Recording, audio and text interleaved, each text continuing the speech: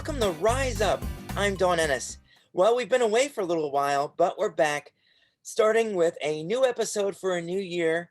I hope your holiday season has or is going great, depending on when you're seeing this. I am pleased, I am honored to be joined by the new co-chairs of the West Hartford Human Rights Commission, of which, full disclosure, I am a member. I'm the secretary, which means I answer the phone, I get the coffee, I get the donuts. No, I just take the notes. That's all I do.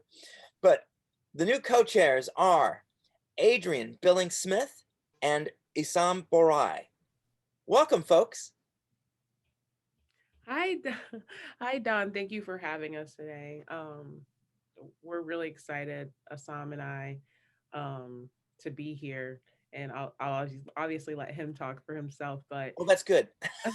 we had a great meeting discussing just where we would like to take the Human Rights Commission, and I'm looking so forward to working with Assam and also everyone else on the commission moving forward.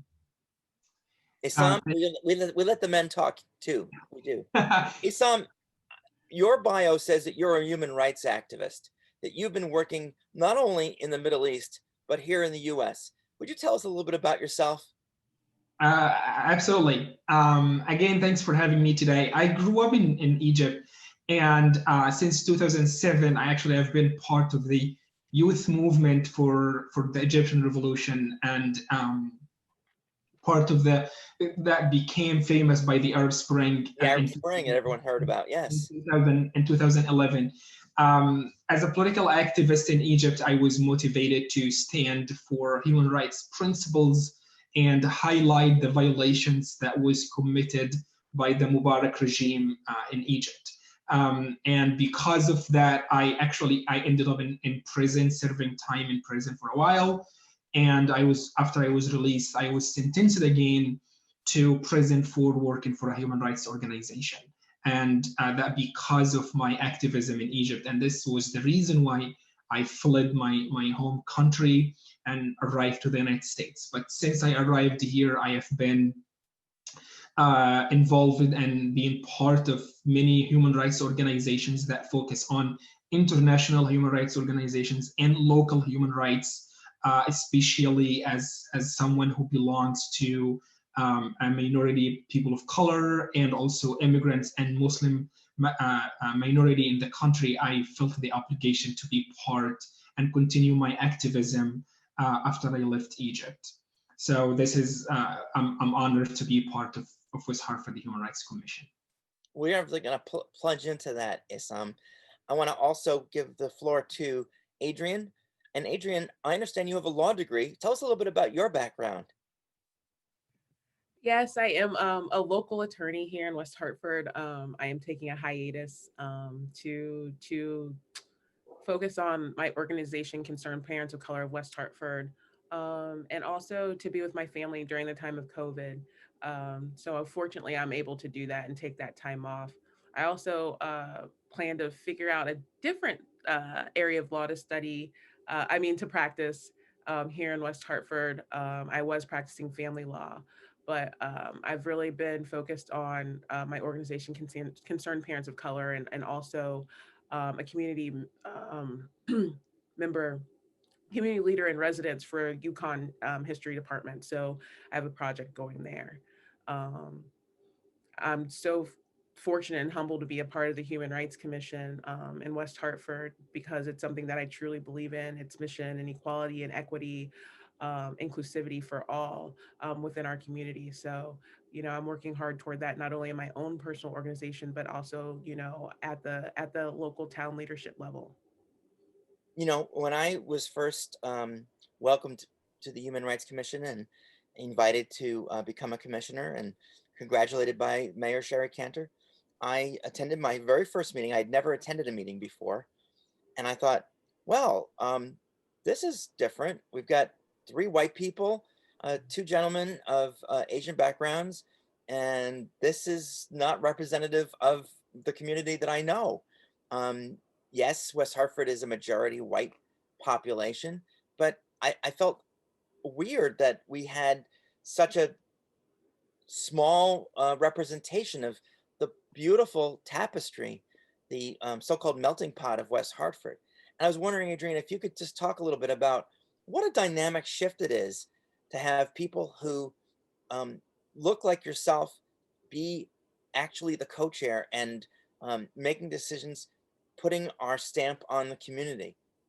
I'm super excited, actually. I mean, uh, I think it shows the progress that the community and leadership is making, and we as a commission are making, and recognizing that we do have what we call a diverse community in West Hartford. Sometimes that's a tricky word for myself, but showing it that we do have a diverse community.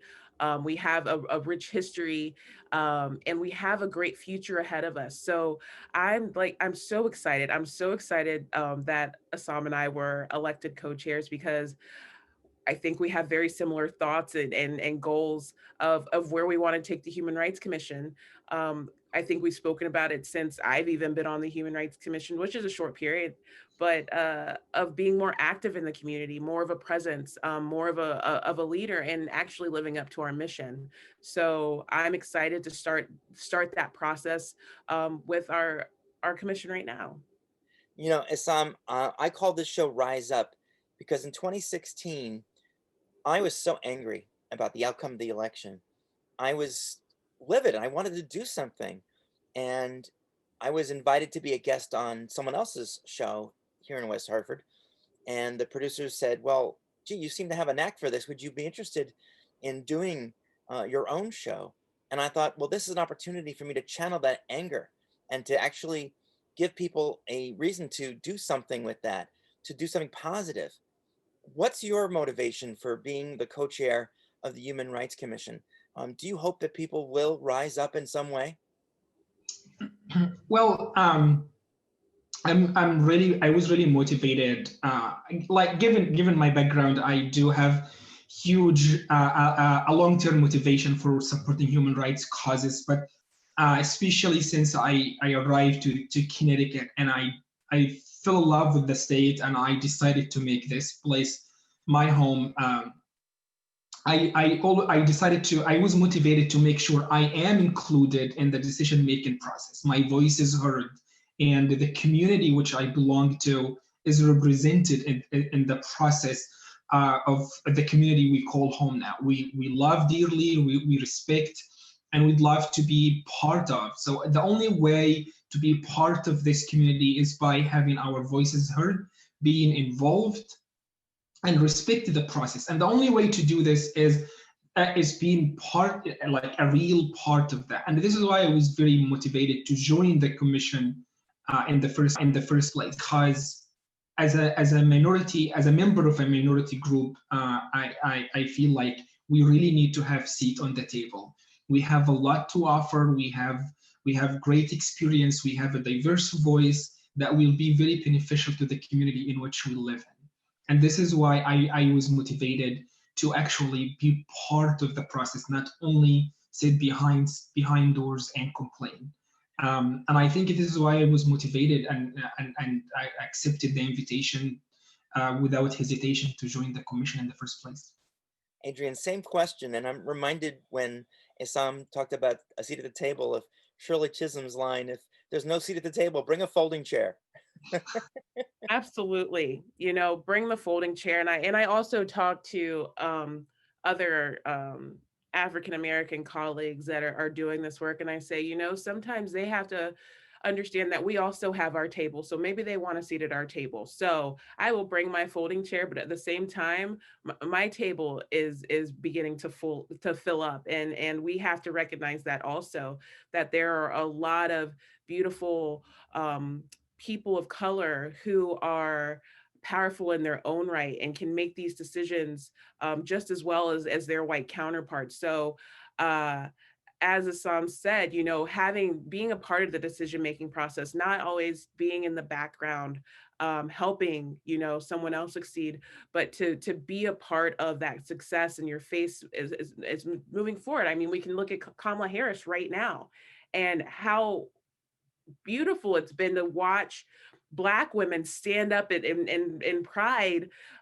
for sororities that people didn't know about, for HBCUs that people didn't even recognize and understand that at any level you can get anywhere with that hard work, that determination, that support system, that access. And that's what we need to be doing. We need to be giving people access um, to these important roles so that we do show the diversity of the nation. We do show on the local level the diversity of West Hartford. So yeah, I felt the same way as you did, Don, in 2016. I was done, and we all kind of waited in it for a while, right? And then I finally woke up one day. I said, you have to repurpose your anger. You have to do something with it that's beneficial, not only to yourself, but to your community, to your children, and for the nation as a whole. So that's where I went, because I was done, because I could have just sat and ranted on Facebook all I wanted. But what was that doing for anyone? It's garnering likes. Need more than likes to make change. Oh, I love that. I think that we've got an opportunity right now that the community has brought to us. Um, a recent issue regarding the West Hartford Democrat Town Committee, of which, full disclosure, I am a permanent, uh, I can't remember the title because it's such a silly thing. A permanent alternate is the word, which means I live in District 1, and when the District 1 representative decides to take a day or isn't available, I stand in. I otherwise am just sort of like break glass in case of emergency. But a word that just shouldn't be in our vocabulary to describe someone's race was used in a flyer that was disseminated by the committee. It was put out in the public. And I was wondering if you would comment on that for us, Adrian, in terms of what is the committee's role in managing the response to this? Because I know the committee has been very proactive in trying to put out the fire, but the problem isn't the fire.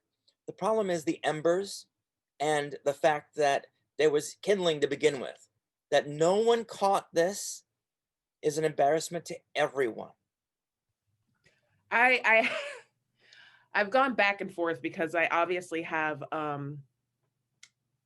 people that I have associated with, people that I call friends, who signed that letter, and I couldn't agree more with their disgust and feelings on not only the original content, despite uh, intention, because I think that we all know the individual who wrote, and I had that. No, I guess I have friends on both sides, right? So the intention was not that, and we all understand that. I think with the DTC issue, though it's not a formal group and it is a group of volunteers, when you hold yourself out to be a formal group and someone who's trying to be of leadership and lead this party to the next level with inclusivity, with diversity, with an anti-racist message, everything that the DTC has been trying to do, and then you have this mistake and it's blatant and it's right there. It's that follow-up that matters. So when someone comes to you and calls you out on it, I think you have to, it went from there's a racial slur to we completely dismissed an entire race and ethnicity to, well, I'm sorry, but this is all the great things we've done. And for me, it's like when people do that and pat themselves on their back, it becomes an issue for me instead of a simple I apologize, or we apologize on behalf of the DTC. That was not our intention. We would love to have dialogue. You could end it there and get so much out of the relationship rather than going, but we did all this, so you can't be mad at us. And it's that same thing that we as people of color have heard time and time again with our friends that are not of color, of saying, well, I can't be racist, you're my friend. I can't be racist, you're my associate. And it's like, that's not what it's about. No one's even necessarily calling you racist. All we're saying is you made a mistake. how do we clear this up? How do we reconcile this? How do we come to a solution so that we can learn from one another and taking that in? I want to address to all of our viewers right now, if you don't intend to make a mistake, that doesn't excuse the hurt. Intention does not excuse hurt or pain. Second, you can be a non-racist and still do racist things. People do racist things all the time. It's not necessarily making you a racist. It's that something you did amplified the racism that exists. It doesn't reflect on you. It's not about you.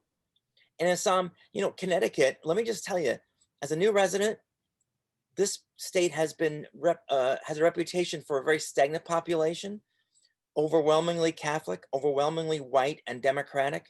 But over the last two national censuses, the last 20 years, the Asian American community has doubled. And I think that this controversy with COVID this year, with people calling it the China virus and the Kung flu, it really shows that a word like yellow to describe Asian Americans can only be possible if you don't have Asian Americans representative of the people who are making decisions.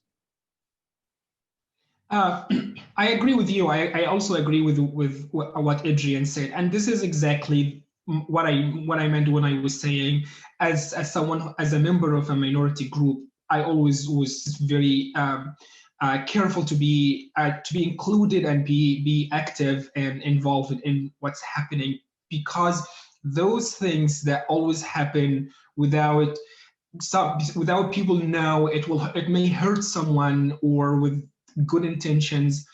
This is exactly why you always need those groups to be represented in every decision you make, and you always need to be in communication and also be in touch and keep educating yourself. And I really hope this will be a good opportunity for all of us, not only for people on DTC, but for all of us to educate ourselves on these issues and use this as an opportunity to open to more diversity and inclusive, to actually take real actions for include more and more diverse groups to be represented and heard. So I absolutely agree with you guys on everything you said. I was saddened by reading this statement and witnessing those words to be there. But also I hope this will be a good chance for all of us to take it as an opportunity of to learn and be real to ourselves by reaching out to more and more diverse groups and bring them in to have real representation. As you mentioned early, Don, I know that the white race is the majority in West Hartford, but we still have, I think, more than 50 languages represented in our school system. So you really need to bring those people to the table to be able to make a just, if you really care about, which I know for a fact, we really care about making West Hartford more inclusive society, but you really, beyond wishes, you really need to have an actual actions on the ground, and will be a great start. And that's something that we were talking about just before we started recording. Diversity is the ability to have lots of different representatives and voices, but inclusion is really what matters, because inclusion means that those voices are heard, that they're given a chance to rise up in this case. Isam, what is your ultimate goal in terms of where this goes? I know it's not pointing fingers, but where do we go from here?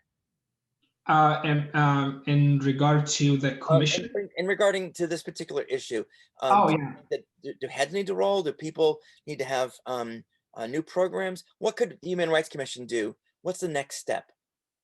I think as Adrian and I discussed before about the role of the Human Rights Commission, I think the Human Rights Commission is needed now more than ever. And the main thing we should focus on increase our presence within the community by providing more educational opportunity. I know after George Floyd incidents and so many organizations and so many people and citizens, which is very good, are reaching out to educate themselves and their employees more and more on everyday basis. But I think the Human Rights Commission is the perfect place to be able to increase its presence within our community using educational tools and media means to be able to increase the culture of human rights in West Hartford community. Not only having a Human Rights Commission that does very important and significant events, but also educational. I think this is the key issue because, as you mentioned, Don, non-racist people still do racist things, and the only way to stop this is by educating everyone on those issues to be able to stop them. And I know Adrian is as excited as I am to increase and take this role seriously, and hopefully the time and COVID will allow us to do what we're hoping for. You know, Adrian, I want to avoid politics, but it breaks my heart when I see an All Lives Matter sign. And even as the daughter of a cop, it breaks my heart if I see a Blue Lives Matter sign, because that's not the point of Black Lives Matter. And I would very much like to get your take on how Black Lives Matter as a message and a movement fits into our Human Rights Commission and the charge that you see carrying forward. When I think about Black Lives Matter, you know, all lives matters and Black Lives Matters too, right? That's what people have been trying to get across the message across in that way to people who like to end it at all lives matter. And you're like, yeah, but Black lives also matter because that's the issue right now at hand. And when I think about Black lives mattering, I think that matters. Black lives matter with representation, mental health disparities, healthcare disparities, in leadership roles, education. So when I see those sorts of things, I'd like for people to bring those issues forward to the Human Rights Commission, because that's within our mission. Those are the things we're supposed to be acknowledging and having a conversation and taking forward to whatever committee or other commission or whatever leadership we can to ensure that people are being represented and their voices are being heard. I feel like that's our role. We don't make law, right? We don't, but we can be a part of the solution and changing and molding what happens next in any type of legislative piece within our local community, which leads up into our state leadership. So I feel like us taking on those types of issues, like the current DTC issue, like our conversation with Chief Riddick, taking on these tougher issues that we traditionally hadn't taken on. This is our moment to really kind of mold this new look of the Human Rights Commission. We're here. If you have an issue and you feel like there's an injustice that's been done, if you feel like you've been treated unequally, if you're concerned about your child's education for whatever reason, without lack of representation within the text, the curriculum, come so that we can provide you with support and hopefully resources and some sort of direction to help you. And at the same time, use us because we are directly connected to the town, to the district. So I feel like if we can put that out there and people know, okay, this Human Rights Commission, they got some teeth, then I think we can really make a difference in the community. Well, let me just follow up on that, though. And this is a question for either of you. If the commission has its teeth, how come you can't pay any dental bills? Because you're not funded. The commission does not get a penny from the town of West Hartford. Do either of you want to change that? And why or why not?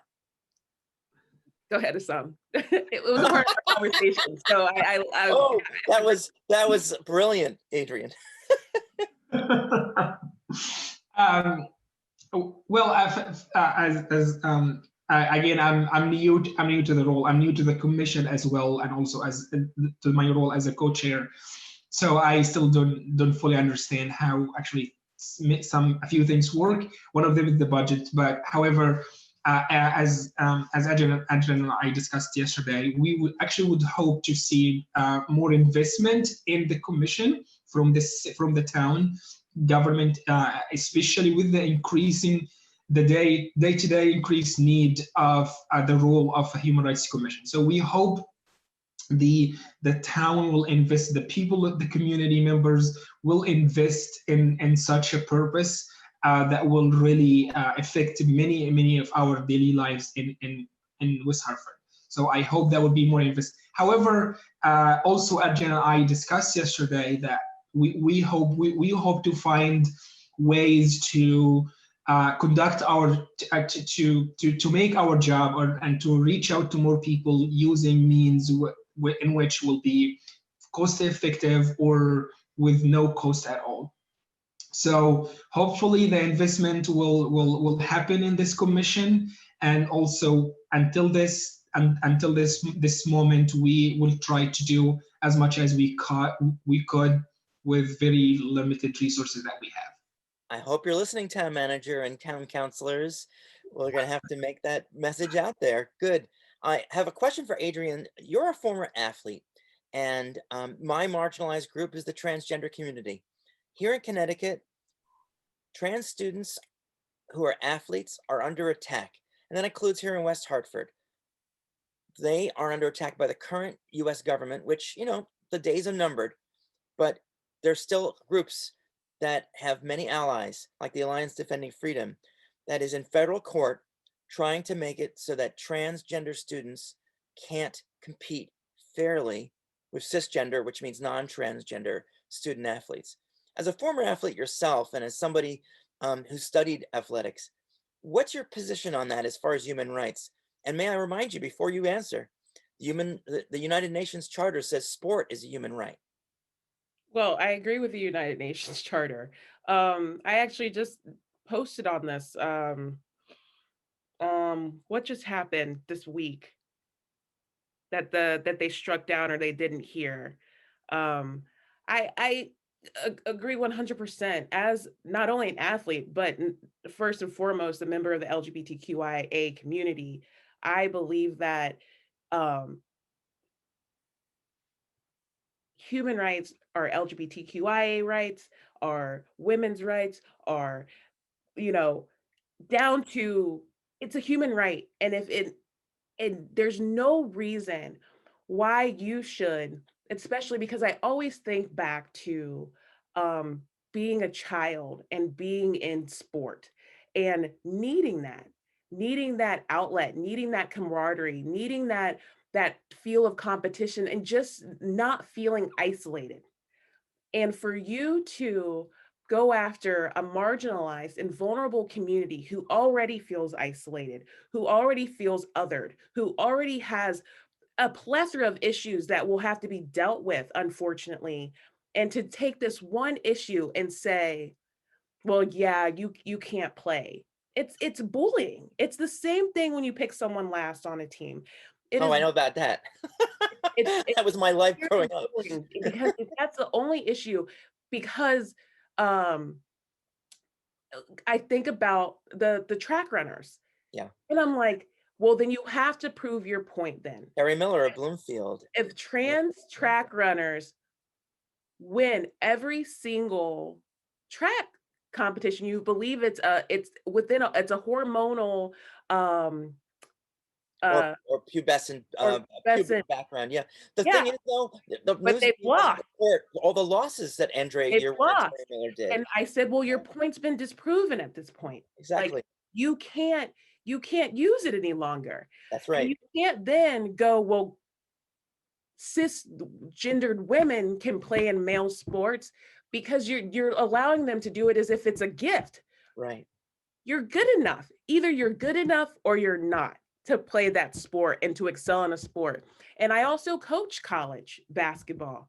So when I'm looking at a player, if you're good enough, I'm watching your entire level of play as an individual, as a teammate. So I'm not going, oh yeah, I definitely want that trans kid because Quota. The yeah, quota. Yeah. quota. I'm going, okay, where do they fit into my program? We're Where going to do have to end it there only because we're out of time. sorry. This has been a stimulating conversation. I can just foresee so many great things happening with the two of you. I want to thank Isam Bore, Adrian Billings-Smith, and wish you congratulations and best wishes.